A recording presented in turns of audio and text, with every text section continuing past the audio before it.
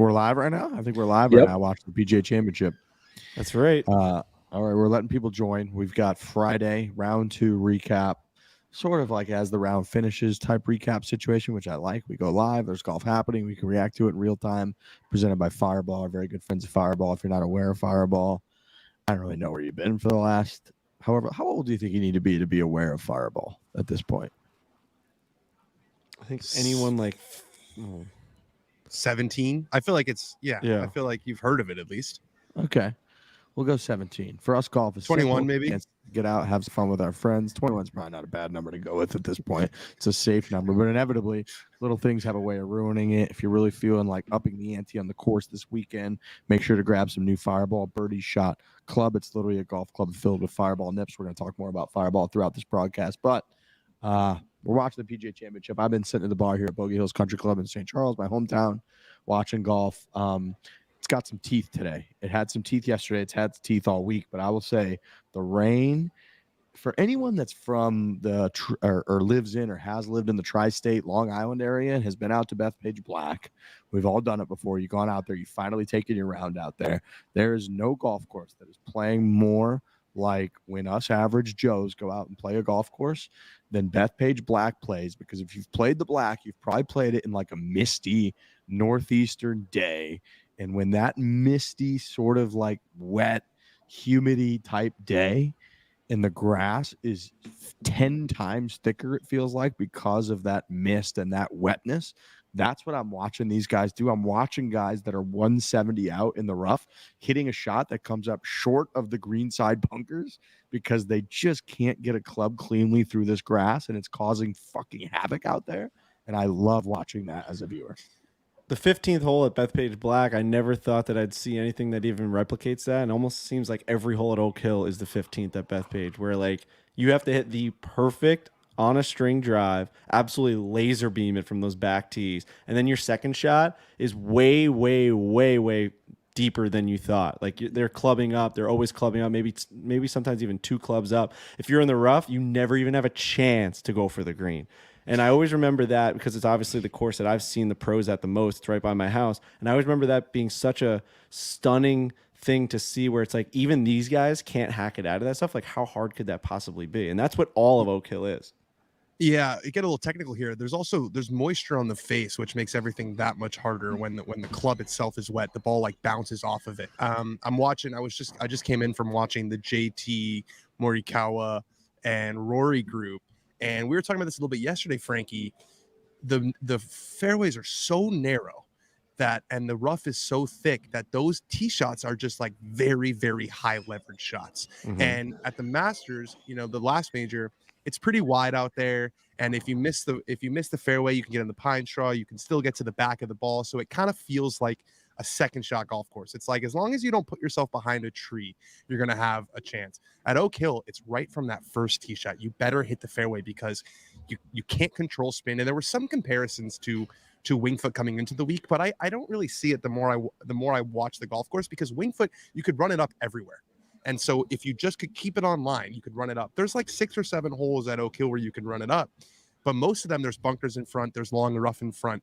So a lot of guys are playing Army golf. Miss right, miss left, short. Got to get up and down for bogey. John Rahm is really grinding to make the cut. So is Justin Thomas. So the course is really, like you said, it's flashing its teeth. I think the rain will help the weekend. I think it was getting a little crazy. The rain will soften the greens a little bit. They're already softer. The cut line looked like it was going to move to 6, but it's kind of holding steady at 5. So I think the rain's actually not the worst thing in the world from the golf course perspective. Yeah, I think, it's interesting for me watching because the softness, I think, will help obviously on the greens. It always does.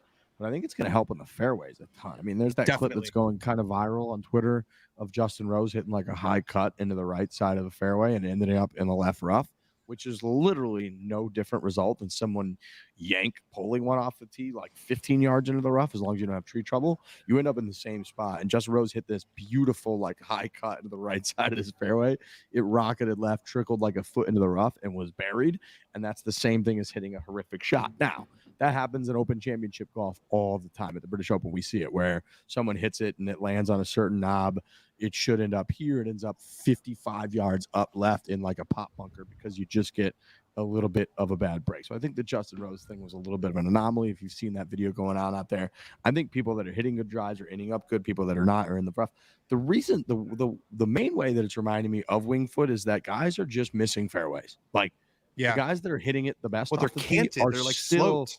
missing fairways. Like it doesn't really matter whether you're hitting it long, whether you're hitting it short, whether you're Kevin Kisner, whether you're Bryson DeChambeau, whether you're Rory. It doesn't really matter. Like you're just missing fairways every single time they cut to somebody on this fucking broadcast that I'm watching. They're in the rough. Like no one, they never cut to someone and they're just in the middle of the fairway. Never. It like never happens. The entire broadcast, they're just hitting out of the rough, and it's very fun to watch. It's a different test. Now we need a little bit of juice. We need some star power a little bit. We've got obviously Connors. Okay, that'd be fun to watch. Cool if you're into golf, great. But like you got Scotty behind. The biggest knock on Scotty is that he's boring. So of all the main stars, you've got like the top one is known as being boring. He's there. Victor Hovland, Keegan Bradley, who again golf nuts love him. Our guy Callum Tarrant is currently the graphic. They've got 5 human beings on the graphic. One of them is Callum Tarrant, who's up there, which I love to see. But in terms of just getting this championship going throughout the weekend, getting it to deliver like we've talked about with the Brooks versus Tiger, with Morikawa and 15 guys being tied for the lead in California, and Morikawa making eagle on 16 and winning, with Phil Mickelson winning, like with us getting a PGA championship that delivers the drama like we've talked about for the last 5, we need the juice to pick up a little bit right now. I'm looking at Bryson DeChambeau. He shot 3 over on the front 9. I feel like he's big for the juice quotient. Really could use him in the mix, just because we were talking about this yesterday on the podcast. His press conferences are you just never know what he's going to say. You just don't know. He might go on a tangent about, oh, it turns out 5,000 calories a day was not good for me. He might talk about how he was really close to quitting golf. It's like, really, were you? So I love Bryson being in the mix for this. You know, Rory is still kind of hanging on at 2 over. Dustin Johnson's at 1 over. Patrick Cantlay shot 67 today, which must have felt really nice to watch everybody come back to you. You know, it's one of those weeks where it reminds me of last year at Southern Hills, where JT was 7 back going into Sunday. There's not, no one's going to shoot 6 under for the weekend. So if you can shoot a couple of 3 under rounds, you're 3 over par, and you're thinking to yourself, all right, I can get this thing to even par by Saturday night. You're in with a chance. So I still think there's time for the cream to rise to the crop, but a lot of guys did eject themselves. I mean, Sam Burns shot 14 over, I think, for 2 days. Sung Jae Im shot like 11 over. Guys who were playing great golf coming in. So this place is humbling people for sure. For the Cut was hot coming into the week. We won last week, and now it looks like we are on our way. And I don't want to jinx anything unless Bryson's like arms fall off, but it looks like Bryson just has to stay within the cut for us to win this. Is that what we're looking at? Yeah, plus 540 would be a big hit. It would be a big hit. We just need Bryson. He's at 1. What is he at? 1 under total. Yeah, the cut's going to be plus 5. It looks like. So as long as he shoots 41 or better on the back 9, we're looking good for a plus 560 payout, which would be 2 weeks in a row. We're streaky. This bet is streaky. 2 weeks in a row is huge. I mean, that, and a plus 560 during a major championship. We picked a bunch of big names. Obviously, you got guys like Bryson, and you got guys like Adam Scott. That's a great hit. That's a great hit, fellas. But Tommy Fleetwood. it's a really good hit if this thing holds. We would need a catastrophic meltdown from Bryson DeChambeau. It's possible. I'll say it's definitely Part of me possible. would root for that. I don't want any of the me people too. that that bet on the For the Cut bet to lose, including myself. But part of me would root for Bryson to end up with a 42 on the back. Do you guys here. remember a couple of years ago at Torrey Pines where he was like tied for the lead and he shot like 50 on the back 9? Yeah, It's definitely yeah. possible. I'll tell you this, Bryson does, somebody mentioned it earlier, Bryson does deliver the juice, because yesterday being here and back in St. Charles, Missouri, you know, it's a suburb of St. Louis, Midwestern, pretty working class area. People are into golf. We're at Bogey Hills Country Club. They're into golf in a very like normal average fan. You can really get a good gauge off of them, and people were pumped that Bryson was leading after yesterday. And it wasn't that they're the biggest Bryson fans in the world. It was just people were looking at that leaderboard. They were looking at the other 5, 6, 7 names below that get highlighted, and they were going, Bryson's in the lead. Let's fucking go. And again, it wasn't that they love him. It wasn't that he's their favorite player. It was just the guy spritzes his ball. The guy plays slow. The guy's hitting other PGA pros with his fucking tee shots. Like, he's just Bryson, right? He's just interesting. He's a headline guy. He's been a headline guy for his whole time on tour. He's got the single length irons. He's the scientist. We laughed a lot about like Matthew Fitzpatrick is actually who Bryson thinks he is, but Bryson is who Bryson tells everyone he is, and that just matters in the marketing game, in the juice game, in the Q score game. Bryson being at the top of the leaderboard yesterday and then potentially melting down today to ruin the For the Cut bet, even if it's not great for people's, gambling portfolios here at Barstool Sportsbook, he just brings it, dude. Bryson is must watch out there. I think everyone's over the live drama. I just don't think anyone cares. I mean, maybe they didn't care at first, but there was a lot of questions this week to players about what's going to happen in the future, and they're all just like, I don't really care. I'm here to play majors. It's so nice watching Brooks. I love watching Brooks in majors. I love watching him drip in little downhill 8-footers. We think of Brooks as a bomber, but he putts beautifully in majors. I'm happy that Bryson's back. It's just fun to see all the boys back together, and I think that there's like zero animosity between them. Doesn't feel like there's any animosity with the fans. It's just these 4 majors, and we've talked about this in the past. It's what's happened in golf is not bad for them by any stretch. Victor Hovland, another guy knocking on the door. He's been knocking on that damn door. It's going to fall down at some point. I mean, he's always just in the mix when it comes to the majors. He's a guy that you bet on pre-championship, saying it's just got to be his year, Victor Hovland. How old is Victor Hovland? 25. Wow. So that's a stunning number. Victor Hovland being 25 is insane. I would have said that this guy's been knocking on the door for like 5 years. Maybe he has been. He's right there at the time of us recording this. He's T2. He's through 12 holes. He's 2 under for the day. Only 2 back of the leader, Connors, and tied with Scotty Scheffler. That guy wearing his ridiculous shirts that Danny asked about in the press conference yesterday. He's just a really fucking solid, big-time golfer. And at some point, guys around him, maybe he doesn't have what it takes to like go out and get it, but at some point maybe this is the event where other guys around him are just going to fall apart, and he's just going to stay calm, and he's going to stay to his game. He might not go out and light the world on fire, but if he can go 1 under, 2 under each day, I'm telling you, Victor Hovland might win this thing. I know it's not going far out saying that because he's fucking tied for second on Friday, but I'm telling you, this might be the one where everyone crumbles around him and he's just stands tall. It's a good shout because I'm looking at the leaderboard. It's a bunch of guys who are not thought of as very good putters. This is a ball striking test. This is a who can hit the fairway and who can hit the green. Corey Connors is not a good putter. Scotty Scheffler, that's been his weakness. Victor Hovland, not a good putter. Keegan Bradley, it's a little better now, but historically not a very good putter. Scotty Scheffler just got it to 5 under, so he's in solo second now. But I agree with you, Frankie. I think it's going to be a week like this where you don't have to go out there and shoot 6 under on Sunday. You can just birdie the par 5s, maybe drive the par 4 14th, and play no nonsense golf and just kind of be the last man standing. Sort of feels a little bit like Brookline last year, and it feels more like a U.S. Open than a usual PGA Championship. But as we talked about before, PGA Championships have been hard recently. The last 2, Kiowa and Southern Hills, have both been mid-single digits under par. I think winning score. So I think 6 under, probably 7 under, maybe wins the tournament. I think that's generous. I think it's higher than that. Really?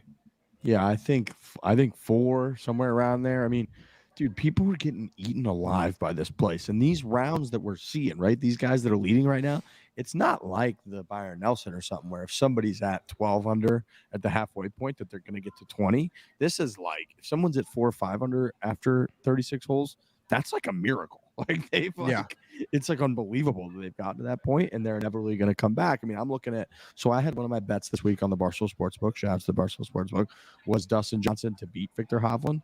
And DJ, I was like, oh my God, he melted down today. I can't believe he blew it. He shot 4 over today to get to 1 over for the tournament. He's tied for 16th. So it's like, guys are just going to come backwards, I feel like. So, I mean, you're right. Obviously, anybody would take 7 under right now, but I'm looking at this, and I don't know that I see somebody finishing 7, 8 under par. It feels like 3, 4 under might win this thing. Like 5 under got into a playoff last year at Southern Hills. Shane Lowry just poured in an absolute bomb. He's birdied 4 of his last 6 holes. He's at even par. That's a guy that's just sticking around, making a fight. He's fighting for his life out there, and he's going to find himself maybe under par going into the weekend. There's going to be a lot of names that are in that 1 under, 2 under, even par that you're going to be like, this guy has a chance to win, and that's what's going to make a great championship. That's what's going to make a great Sunday, knowing that no one's really going to pull away. And if they do, it would be stunning. If someone pulls away at this thing and ends up 8, 9 under, everyone else is 2 under, 1 under, no chance. This is coming down to the wire. Maybe 4 or 5 names coming down the last 4 holes. They're all going to be tied. It's going to be a fantastic Sunday. You could just see it already. He just hit it to like a foot. Scotty's about to get a 6 under. So if there's one guy who could run away, it might be him. But I do agree with you. I don't see it happening. It doesn't. Yeah, the Masters, it was either going to be Scotty or Brooks. I mean, sorry, it was either going to be Brooks or John Rahm. There was no drama on Sunday. It was easy for John Rahm. So this is going to be a very different tournament. How about I just got these first 2 majors backwards? I sat here and I said Scotty Scheffler is going to win the Masters in a boring fashion. He's going to be up by 2, 3 holes into Sunday. He's going to be up by 4 on the 12th hole. He's going to be up by 5 putting on the 18th. It's over. That was John Rahm. This week, all in on John Rahm. He's our guy. We're John Rahm State Run Media. He shoots $1 billion on Thursday and is like barely going to make the cut if we're lucky. So I was just fucking backwards, dude. On these 2 guys, I was just backwards, it feels like. Yep. I mean, Scotty's got to be the guy right now, the favorite, right? Yeah, definitely be I mean, he was the favorite coming into the week. You know, we heaped all that praise on Rahm, but the books, I guess they really liked what they saw last week at the Byron Nelson. He hasn't finished worse than 12th since October, so they've liked what they've seen every single week. I think it would be a cool narrative. Is that true? Yeah, that's true. Yeah, he hasn't finished worse than T12 since October. It's like, it would be really cool. You know, we talked before the week about how crazy it would be if Rahm won. You know, he'd be halfway. If Scotty wins, you've got 2 guys who are just so far ahead of everybody else that they just basically alternate who's going to win the big tournaments. I like that. I kind of enjoy that. I feel like, do you feel like, Dan, that Rory McIlroy can handle that? Like, do you think that is that going to rattle him? Is that going to light a fire under his ass? Is that going to, because we heard a lot. He's doing lessons with Tiger Woods. He's got his swing coach there. He's giving 1-word answers. He's a little bit muted in the presser. He's not doing the lifting anymore. Where do we think that would put Rory McIlroy's head space if we had a very clear John Rahm, Scotty Scheffler, uno, dos, most recent major champs, not even close? Yeah, Trevor Immelman was in here a couple of days ago, and he was saying he feels like 3 guys have separated from the pack, and everyone kind of looked at each other, being like, 3 guys, kind of feels like it's 2 guys. Maybe it'll take pressure off him. Maybe the narrative being he's not playing so well and he's not talking. Maybe people will just kind of stop looking to him for answers all the time. Maybe that's the strategy. I'm just going to be like a boring guy who gives the same answers as everybody else. But he's hanging on. He's fighting. I thought he was going to eject yesterday, but he's fighting. Rory called himself a pussy as we've been recording here. He hit one he hit one like short into the rough and just on a hot mic just goes, "You're a pussy." I was on that drivable par 4 probably. He's like, yeah, nice bailout. Oh my God. As the ball's in the air, he makes contact. The ball's in the air, and for not even a second, you just hear "fucking pussy." That's great. You guys fucking pussy. It's a great clip.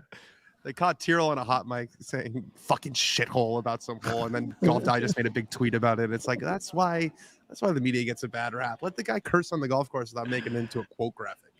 You don't need to make it a quote graphic, but I do enjoy that. You know what's not boring, boys, is Fireball. Fireball's iconic cinnamon flavor. Tastes fire, goes down easy, making it the ultimate crowd pleaser. Fireball is the birdie shot of golf. It's #1 shot in the United States of America. The Fireball 50 milliliter shooters are the perfect shot for the golf course. Throw a bunch in your bag. They're ready to go whenever you need them. Plus, no shot glass or chaser needed. Just crack it, knock it back. You're ready to rock. If you're feeling like upping the ante on the course this weekend, which you should be, I'm going to be playing golf this weekend. You should be playing golf this weekend. Make sure you grab the new Fireball Birdie Shot Club. It is literally a golf club filled with Fireball nips. We all like to have fun out there. I'm in St. Louis. I'm here with my buddies, my brother, my pals. We're going to have a great time. We're going to drink Fireball whiskey, that iconic cinnamon flavor, #1 birdie shot in the United States of America. So big shout out to Fireball Whiskey sponsoring our event Tuesday and these shows throughout the week. Rahm on the long par 3, the 248 par 3, apparently was just caught on a hot mic also saying, "Nice fucking hole, PGA," as the ball was flying towards the air. They got to stop with these hot mics, man. They're too hot.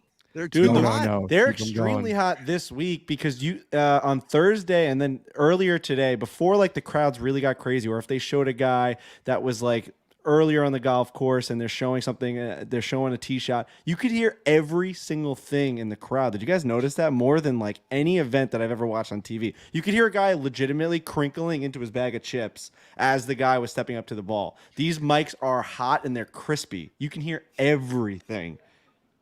I'm a fan of that, but it's almost like the walk and talks has just kind of broken the seal. And now they're like, well, I mean, you guys talked to us on the where Victor Hovland just ejected left, but it's like, yeah, you talked to us that time. So, I mean, now everything's fair game. I honestly mean, at some point it should just be fine. You're right. You're inside of the arena. You're playing. You're getting paid how many millions now? Like millions upon millions upon millions now these guys are making to play. Let us hear everything, right? Like at some point, you're entertainers. You are characters in this whole play. Let us get the hot mics. I want to hear John Rahm being like, nice hole, PJ. And I'll be honest with you, on that hole, I agree with them. Like I'm watching these guys do. I watched JT hit one in like that creek on the right. I'm watching guys hit it way left. Like nobody's even close to hitting it on that hole. So I agree. It's 248. It's cold. It's raining, and there's like a narrow sliver. It feels like to get it back to that hole. That hole's impossible. It's amazing. It's amazing what's going on out here. I mean, we talked about yesterday. They're just like us in some weird aspect where it's like, if you just shorten up the target, it's impossible to hit it down the middle. But then you go up to the widest fairway of all time and you can hit it legitimately where the fairway splits by the mowers. You're just like, I had all that room and I dialed one right down the middle. But then the one time you need to show up, that one time you got to put it in between those two bunkers, or maybe there's just water on the left and you're like, just don't hit it left. You fucking hit it left and you hit it way off the spinny face and it's flailing out left for me. It happened to me today. It's like just all day I've been hitting down the middle. I have one hole, I got to hit it straight, and you fucking hit it out of bounds. It's crazy. And that's what these guys are doing right now. The tighter it gets, the more mistakes. We should mention Michael Block, the club pro, who's at even par. Really cool video clip of him. A friend of mine, Gabby Herzig, basically just told him Brooks is to even par too, so he's coming. Said basically, you're you're 6 shots ahead of John Rahm. How does that make you feel? And he started crying. He said, "Whoa, yeah, I just wish you guys could see me on like the back of the range, just giving lessons." And then he's like, "I don't know why this is making me emotional, but it is." So a really, really nice story. Could very well shoot 80-77 the weekend. Doesn't mean it's any less cool of a story because he is wiping the floor with a lot of guys who get paid a lot of money to do this, and he gives lessons on his back porch. And he beat Sam Burns by 14 shots through 2 rounds. So golf remains a chaotic mess. That's unbelievable. That's unbelievable. And like, I get that any given day, any given Sunday, the whole deal at any moment, dude, to go through this gauntlet for 36 holes and to defeat people and post a score like that and beat these guys, like that's enough variance in my opinion that you just outperform. It wasn't luck. It wasn't like you just caught fire. Like that's just outperforming people pretty dramatically over the course of 36 holes. That is not easy to do. That's not a 6-hole stretch. That's not a 9-hole stretch. That's not getting lucky for a day and being hot while the other guy's not. That's not one side of the draw versus the other. It's going out on an insanely difficult golf course that we're comparing to Winged Foot, to Bethpage, maybe a weird mix of the two, and just dominating some of the best players in the world. That's fucking amazing. It's amazing. He's the guy's a hell of a player. I was doing some research on him. He's been the section, the Southern California section, which is obviously a pretty big section with LA and San Diego. He's been their PGA Player of the Year 9 out of the last 10 years. So this guy's an absolute unit in those tournaments. This guy can golf his fucking golf ball. I mean, come on now. Come on now. It's his 7th major. It's his 7th major. He's played in 5 PGAs and he's qualified for 2 US Opens. First cut that he's made. So just a great sport. I don't know how old he is. He looks like he's around 40 years old. It's just so cool that he's having this moment at this point in his career. And he can cash out, right? If he he's a professional. 100%. Wow. He's getting a good paycheck this week. That's awesome. Yeah. Just love to see that, man. You love to see that. How about I got my you forget, as a human being, you forget how long golf takes and how much of the day golf actually takes up. And like this morning, I walked my nephew Robbie to the school bus. He got 5 days of school left this year. Walked him to the school bus, gets on the bus like 8:15. He's like, "All right, Uncle Sam, I'm going to see you afterwards, right?" I'm like, "Yeah." He's like, "We're hanging out after school." I'm like, "Yep." Well, we play golf at like 10 o'clock. You're not done till like 2:33. You have a couple of beers like 4 o'clock. He gets off school at like 2:30. So I guess he called my brother and was pissed and was like, "Where's Uncle Sam? Like, how come he's not at home right now?" And he's like, "He better FaceTime me." And my brother's like, text me. He's like, "Dude, Robbie he knows you're doing the podcast, but like you need to FaceTime him. He's pissed that you're not at home right now. Golf is just a full school day. You just don't like literally. I'm like, dude, I left. Okay, so I left Robbie. We're like holding hands, put him on the school bus. It's great. I went over there with my sister-in-law, Maggie. It's lovely. There's all kinds of kids. Great. And then I went and like 30 minutes later, I'm having like a screwdriver on the first tee with my buddies. And that's like all we've done is have a couple beers and screwdrivers since. And he's been at school developing a brain, becoming a human, gets out and is like, where are you?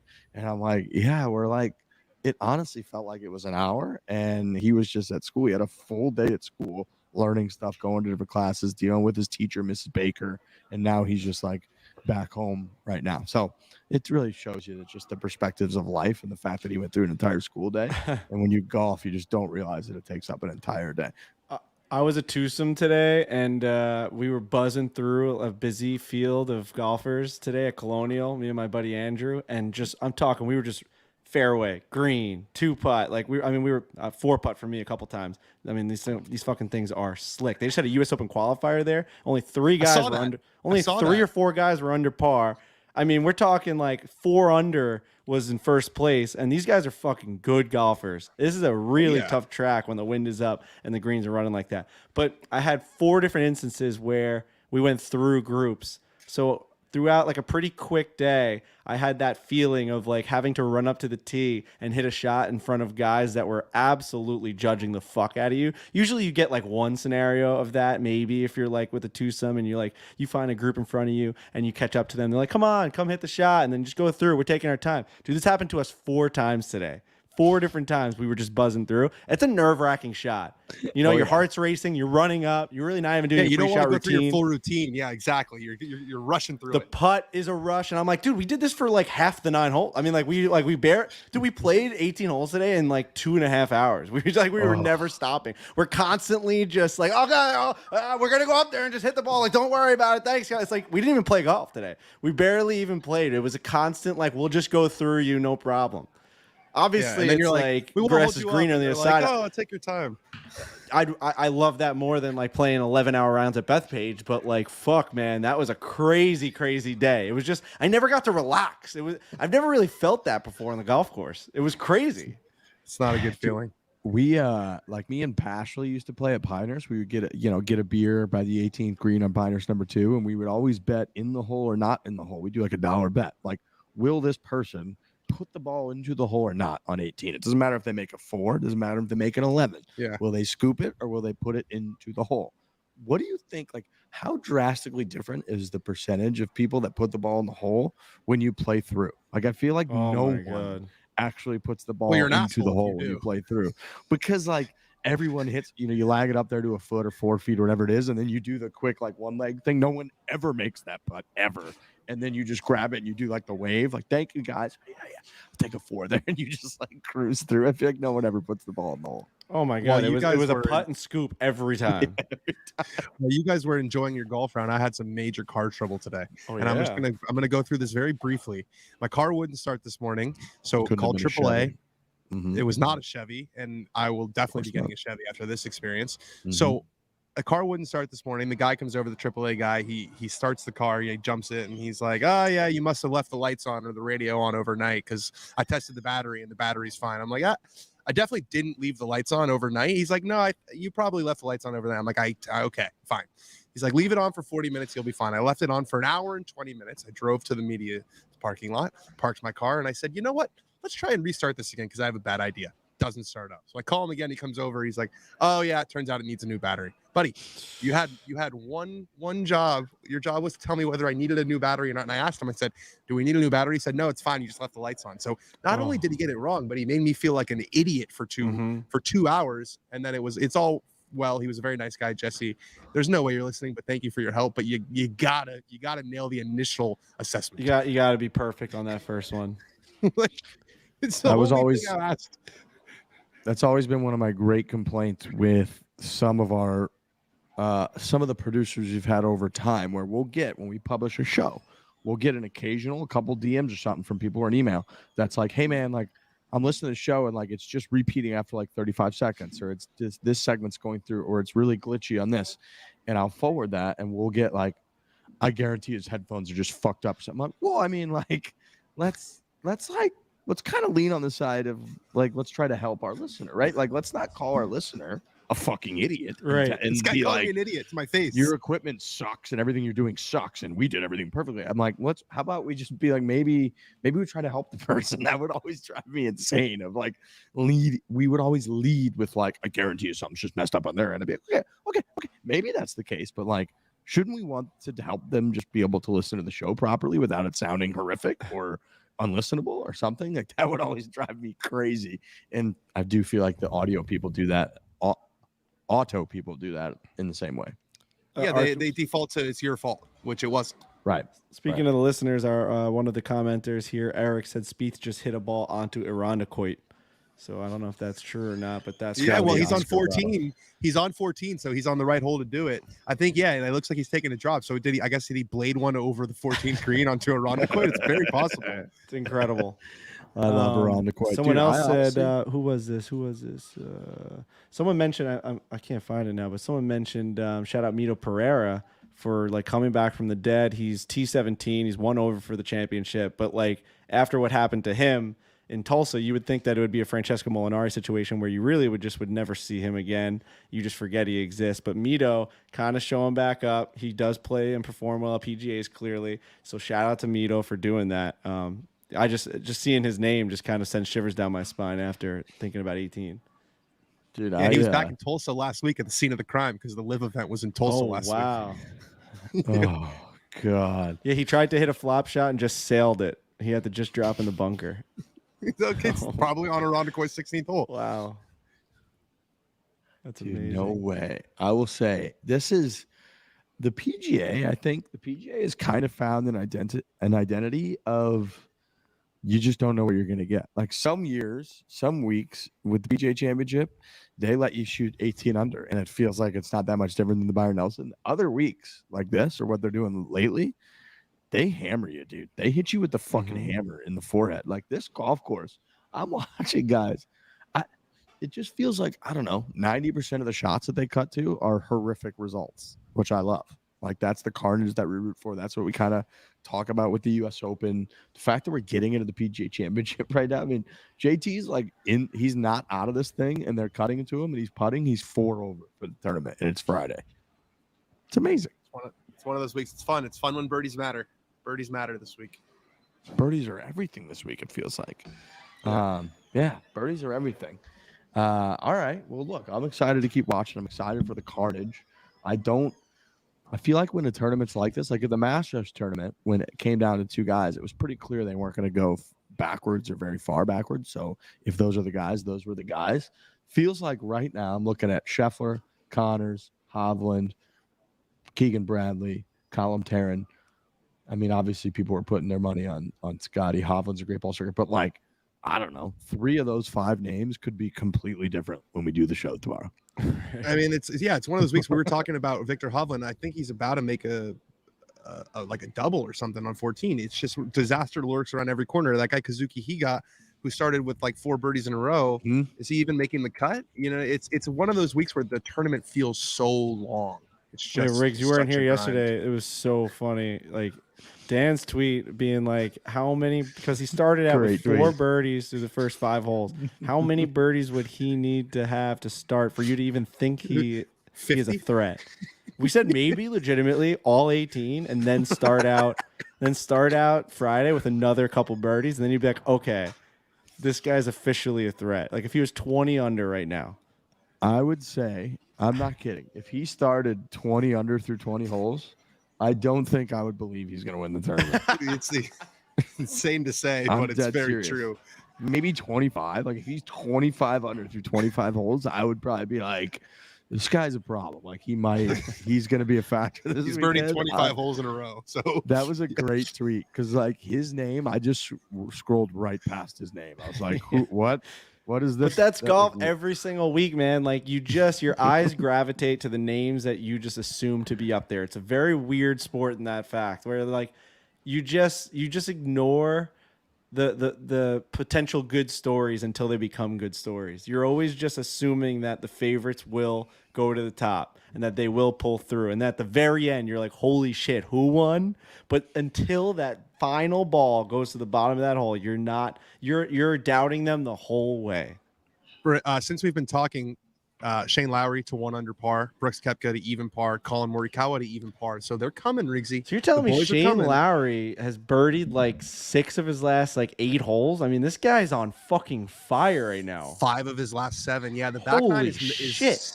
the back nine's kind of gettable. That stretch between 10 and 15. Yeah. You got 14, which is drivable, 13 the par 5, and then 15 is like a wedge, and the greens are pretty soft. So that's the place where you got to make your hay. Keegan Bradley's still in the mix too. Fucking love that guy. I like that guy. His podcast, I don't know if people like, I thought his podcast with us was awesome.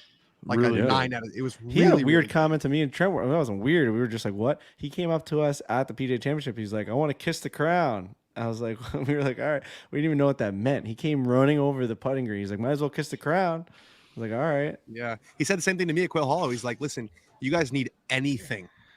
I was like, oh, is there like a guy I should text? He's like, yeah, this is my agent, but just, and then he just gave me his number. the He's like, fucking anything man. you guys want, I'll do it. Anything you want. So he's a guy. He is a guy. Dude, that podcast was like really taught you how the podcast you do with us, how like humble and appreciative he is of everything because of his story. Once you realize his story and like what it actually took to make it, he wasn't a speed. It was like a miracle that he made it, and then he won the PGA. Watching those highlights from when he won that PGA were all time. This is his first major. Yeah. Atlanta Insane. Athletic Club. Yeah. Absolutely First insane. major. Brooks Koepka is even par. He's T10. That guy's fucking making a charge too. This is Dude, gonna be a our fun boy- weekend. Our boy Kazuki Higa is now 4 over for the tournament. He's 2 over for on the day. This guy, not I'm bad. telling you, no, it's not bad. But I'm saying like he was leading the PGA handedly for a little bit. By like 4 shots. Yeah. That's what I'm saying. And it's nothing against him. That's amazing playing. But like you said, I mean, yeah, I think a lot of it is golf has a way of within each week, variance overcomes like flukes, right? Like in sports, most team sports, any given day or any given series in baseball, right? They play 3-game series all the time.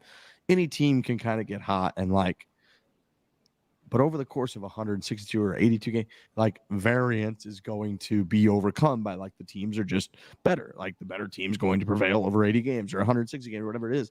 In golf, it's like each week at any given moment, 9-hole stretch, variance is most likely going to just overcome and the better play. That's why when JT comes from 7 back, it's like, well, like it doesn't that putt on 18 was just as important as the putt on Thursday morning at 8 a.m. Like it doesn't really matter. It's like the guy's just playing better golf for 72 holes of golf is a lot of holes of golf with different conditions, different emotions, different, like everything's different. And like if you're just better at if you're a tenth of a stroke better than the other player on every hole over 72 holes, like you're just gonna defeat them every time. It's like in one tournament, it's super hard to predict, but you kind of know who's going to be there at East Lake every year. You know, you kind of have an idea because if there's enough tournaments, if you had one tournament that lasted the whole year, you've got a pretty good idea of who's going to be in the top 10. You're right. The differences are really small, and that's why they play 72 holes or 54 some places. Right. All right, boys. I'm excited to watch this last couple holes today. I'm excited for Fireball Whiskey. I might do a Fireball Whiskey shot today. I got to go over to my nephew Robbie right now. He's demanding that I FaceTime him and tell him when I'm going to come home. He's And upset. we got to wrestle. And we got to talk about dinosaurs and fight and all kinds of good stuff. So I got a hell of a night ahead of me. But we got a great weekend. I think this thing, I said at the beginning of the show, I think this thing needs a little bit of juice. The hot mics are adding a lot of juice, which I like. The hot mics are having a great week. And there's a lot of names that are still in this thing, especially if people come back just a little bit. If we get these leaders looking at like it's, instead of being 6 under, that it's 3, 4, 5 unders leading this event, those guys that are at 1, that are at 2, that are at even are very, very in this tournament. So we could have a hell of a weekend. I'm pumped. I'm going to go back out there right now. All right, great. Cool. We'll be back. Thank you to Fireball Whiskey. Go get yourself some nips. Enjoy yourselves. Cinnamon, #1 birdie shot in America. Enjoy the tournament, and we're going to come back on tomorrow. Tomorrow during the late part of the coverage, probably while the final groups are playing the back 9. We'll go live again. We'll chit chat, and we'll do this all over again. So everybody have a lovely Friday night. Hit it hard. Hit hard.